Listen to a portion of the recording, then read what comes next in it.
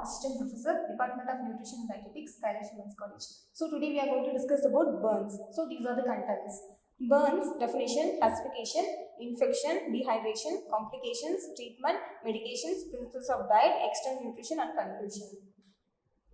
So the burns, definition of burns are a complex injuries which can affect the skin, muscles and tendons including the blood vessels. And also burns may happen when the skin is exposed to extreme heat or fire, hot liquid, steam, electricity. Severe burns leads to loss of tissues and wasting of tissue constituents. Next, the degree of severity of the burns is based on the size and depth of the burn. Next, the classification of burns. There are 4 classifications of burns: first degree burn, second degree burn, third degree burn and fourth degree burn. The first degree burn may affect the epidermis layers and the dermis layers and the fat layers and the muscle layers. Then next, infections. So people who get more infections or the signs and symptoms include changes in color of burnt area, then purplish discoloration of the skin, then fever, greenish discharge or pus, then changes in thickness of the burn. And the next is dehydration. So in severe or widespread burns, the fluid is lost through the skin, and the potential signs of the dehydration may include thirst, dizziness, dry skin, weakness, urination is less than unusual. And the next is complications. So what are the complications of burns? So bacterial infections may occur, that means a sepsis, and also the fluid loss including the low blood volume, and then hypothermia. Hypothermia, that means a low body temperature. Then breathing problems may occur, and bone and joint problems such as scar tissue and thickening of blood and muscles and tendons may occur. And the next is treatment. So we have to get treatment to escape from the risk of infections and dehydration and other potential serious complications. And the next is, so the treatment is we have to escape from the treatment for the risk of infection or dehydration and other potentially serious complications.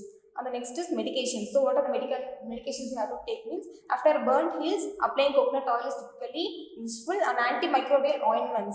And this is for to reduce the risk of infections.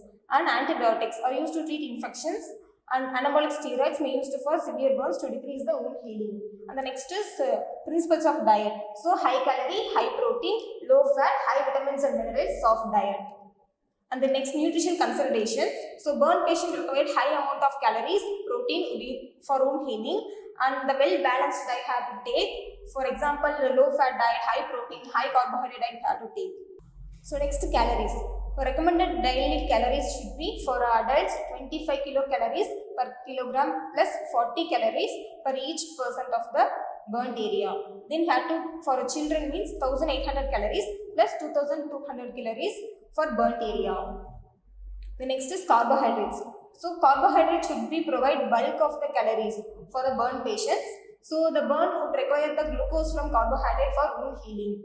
So the carbohydrate should be provided at least 50% of the total calories, and to spare proteins for new tissue formation. And the carbohydrate also prevent the use of muscle protein such as a source of a fuel.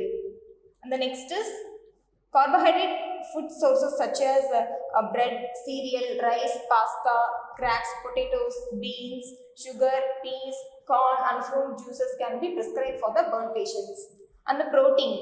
So burn patients may have very high protein needs because the protein requirement will be high because due to the protein loss.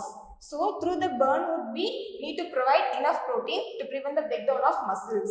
So they should provide burn patients about twice the normal requirement, and because of the tissue protein has lost to be make up.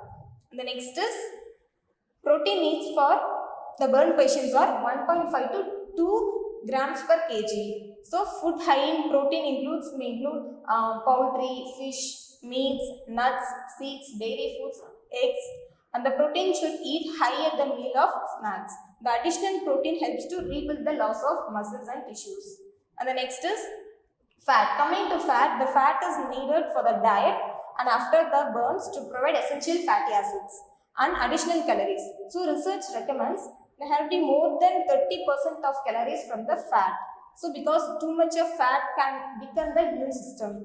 And also sources of fat include butter, cream oil, salad dressings, nuts, avocados, oily foods, another oily fish such as salmon, and savins. Omega-3 fatty acids such as fish liver oil, fish oil capsules and 2 times per day can help to reduce the infections and inflammation and helps to healing of the burnt area. The next is fluids. So water loss may be high in the burnt area patients. So the water can be intake of 4 liters per day and we have to give 30 to 50 ml of water given depending on the urine output. And the next is vitamins and minerals. So vitamins and minerals need increase 5 to 10 times above the normal needs of the patient with burns. So the multivitamin tablet a day should be given in addition to extra amount of ascorbic acid. Then vitamin K and vitamin A because of the role play in the collagen synthesis. Then vitamin C helps in the heat of enhancing new tissue growth and strength. So you have to take vitamin C capsules, vitamin C salad or any food rich in vitamin C or orange, lemon, etc. Then during the sweat or vomiting, the potassium, phosphorus, sodium and chloride losses may occur. So therefore electrolyte balance should be corrected appropriate and administration of fluid containing different electrolytes. So in this class we have discussed about burns and what are the principles of diet we have to take for a burns. So thank you.